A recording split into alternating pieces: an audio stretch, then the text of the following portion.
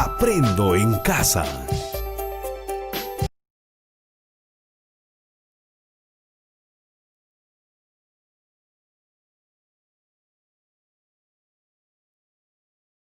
Hola alumnos, espero que se encuentren muy bien.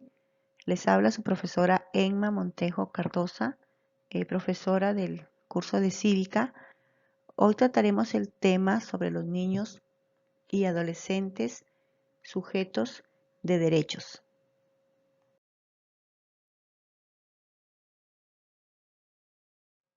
Los gobiernos y organizaciones defensoras de los derechos humanos decidieron proteger a los niños y a los adolescentes.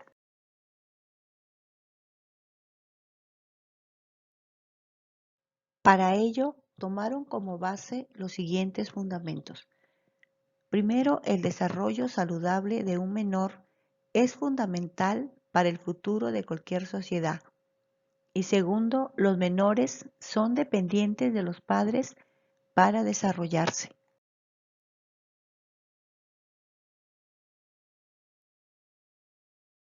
Veamos qué es el sujeto de derecho. Es aquel centro de imputación de derechos y obligaciones.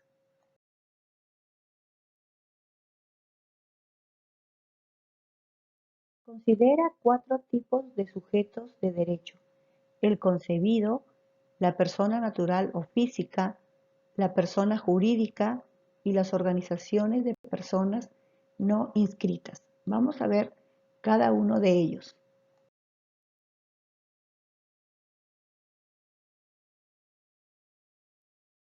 El concebido. El concebido es el ser humano antes de nacer, que pese a que depende de la madre para su subsistencia, está individualizado frente al ordenamiento jurídico. Es considerado sujeto de derecho para todo aquello en cuanto le favorece. La atribución de derechos patrimoniales está condicionada a que nazca vivo. Si nació muerto, nunca existió para el derecho, y si hubiera bienes que se les hubiesen atribuido, regresan al patrimonio del cedente. La concepción del origen a la vida humana, su interrupción es un aborto. ¿Y qué viene a ser un aborto? El aborto es el aniquilamiento del producto de la concepción en cualquiera de los momentos anteriores al término del embarazo, ya sea por expulsión violenta o por destrucción en el vientre de la madre.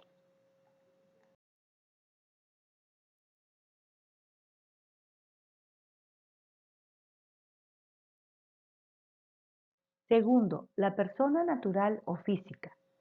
La persona natural son los seres humanos individualmente considerados. Se inicia con el nacimiento y concluye con la muerte, y en caso de ausencia puede finalizar por declaración de muerte presunta. A toda persona le pertenece una personalidad, mientras que el primer término se refiere al sujeto, es decir, a la persona, o segundo término se refiere al conjunto de atributos de índole jurídico.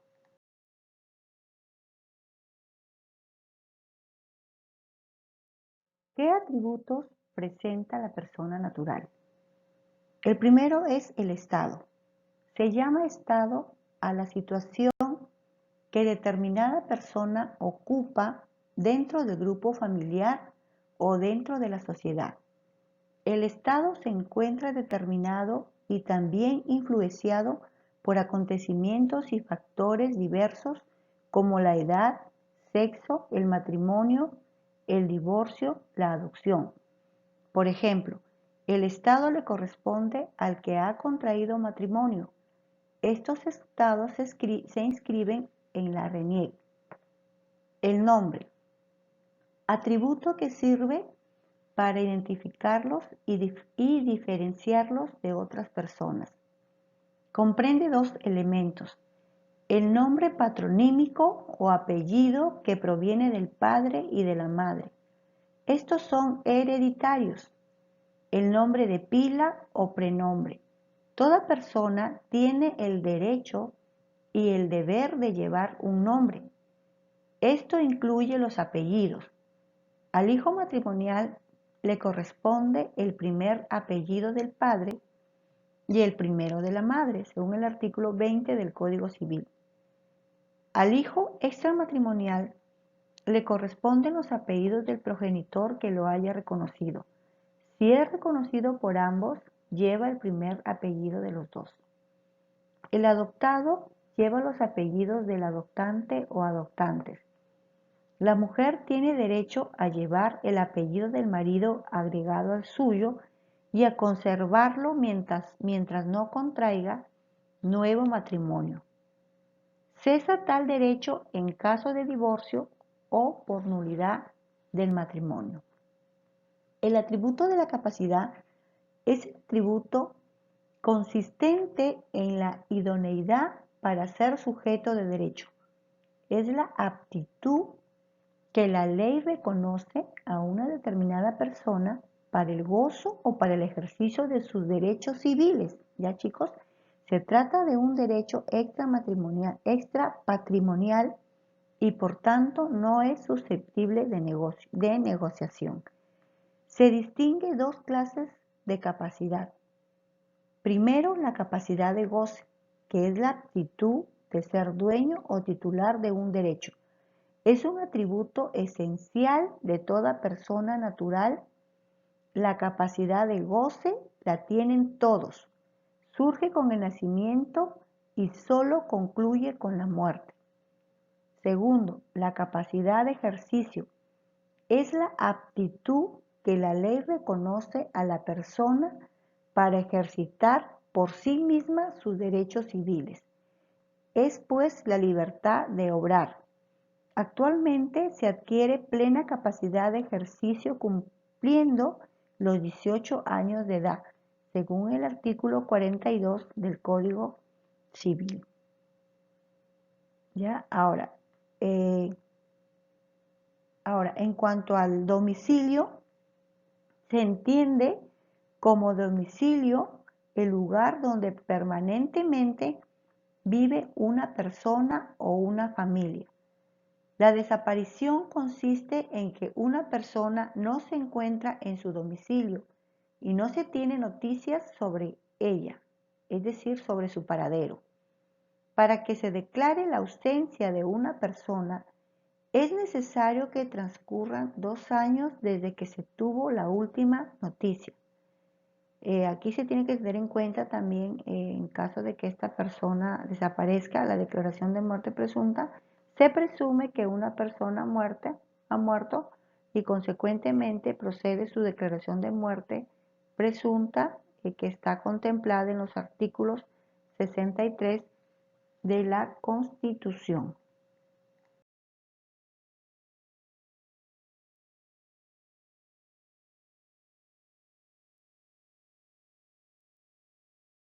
El tercer sujeto de derecho es la persona jurídica. La persona jurídica es un ente ficticio que resulta de la agrupación de personas organizadas colectivamente en búsqueda de un fin u objetivo común y que está inscrito conforme a las disposiciones legales. La persona jurídica es la personificación de un orden jurídico parcial, como el caso de los estatutos de una asociación, otras veces la de un orden jurídico total. Tal es el caso de los denominados con el nombre de Estado. Son entidades abstractas de existencia ideal.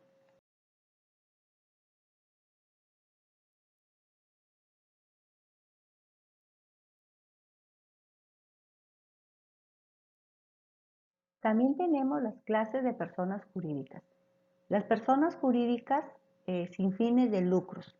Aquí podemos encontrar lo que son los comités, las fundaciones, las asociaciones y las comunidades campesinas. El comité es la organización de personas naturales o jurídicas o de ambas dedicadas a la recaudación pública de aportes destinados a una finalidad altruista. La fundación Es una organización no lucrativa instituida mediante la afectación de uno o más bienes para la realización de objetivos de carácter religioso, asistencial, cultural u otros de interés social. Se constituye mediante escritura pública por una o varias personas naturales o jurídicas por testamento. Los beneficiarios no intervienen en la administración de la fundación. La asociación es una organización estable de personas naturales o jurídicas, o de ambas.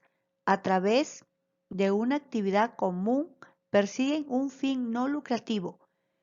La asociación es una persona jurídica donde participan varias personas que ponen en común sus conocimientos y recursos para un objeto eh, determinado o para realizar una actividad específica. La asociación debe contar con un patrimonio. El asociado tiene que contribuir con una cotización. La calidad de asociados es inherente a la persona y por lo tanto no es hereditaria. En las comunidades campesinas o nativas son organizaciones tradicionales y estables de interés público, constituidos por personas naturales y cuyos fines se orientan al mejor aprovechamiento de su patrimonio. ¿Para qué? Para el beneficio de los comuneros.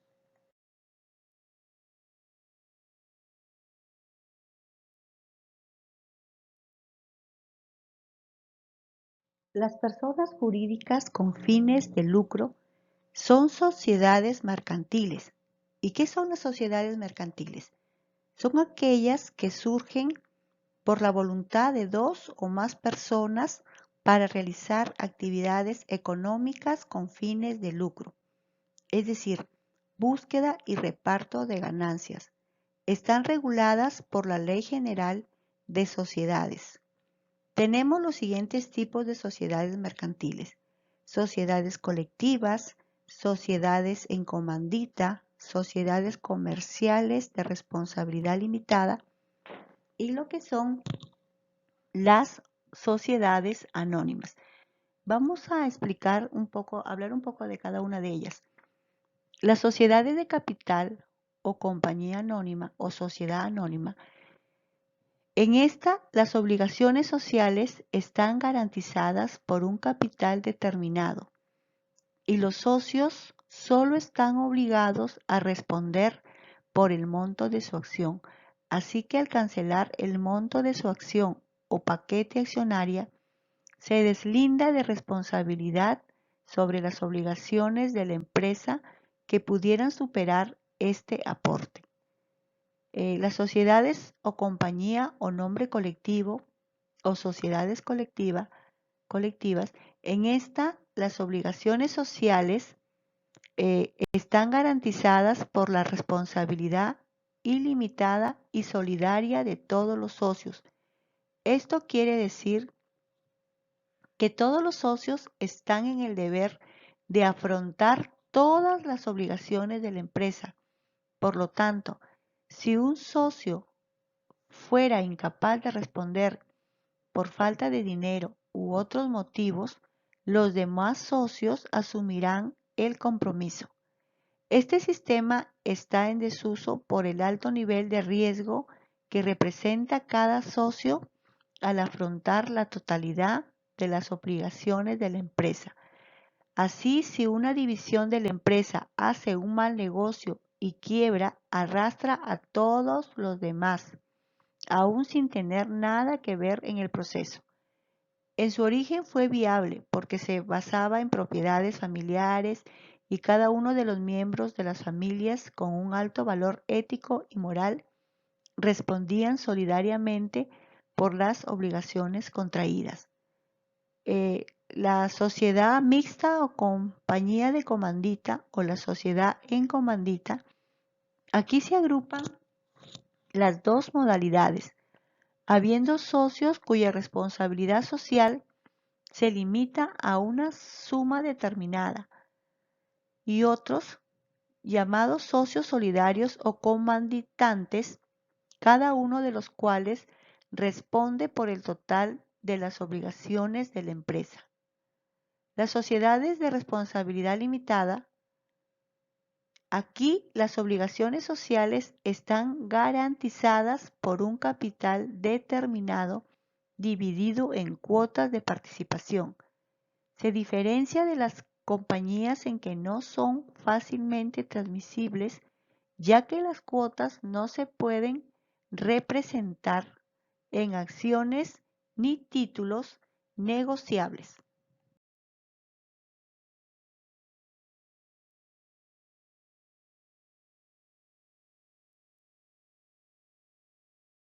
La persona jurídica pública son las instituciones o empresas creadas eh, mediante la ley. Las personas jurídicas de derecho público representan a la autoridad en sus funciones administrativas. Por ejemplo, tenemos la SUNAT, OMPE, las municipalidades, los ministerios, otros.